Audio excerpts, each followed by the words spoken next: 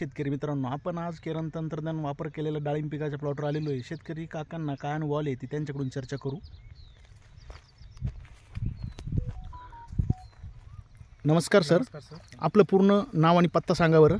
माझं नाव जितेंद्र दावल ठाणगे, राहणार कौतिकपाडा, तालुका बागलाण, जिल्हा नाशिक. आपण केरन तंत्रज्ञान या डाळिंब पिकाला कधीपासून वापर सुरू केला आहे? माझं 3 महिन्याचं झालं.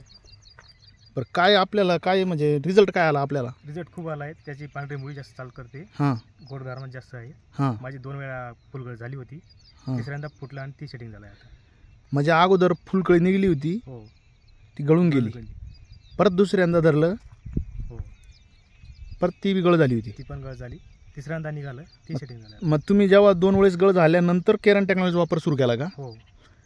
बरं, मग आता कशी सेटिंग वाटते तुम्हाला? किती अंदाजी फळांची संख्या किती वाजता झाडावर? 100च्या पुढे जाईल. किती वर्षात झाड आहे? हे आता 5 वर्षात झालं. दुसरा बार आहे त्याला. दुसरा बहार आहे का? बरोबर. हो, तर मग तुम्ही केरन टेक्नॉलॉजी वापरून समाधानी आहे का? हो, समाधान आहे.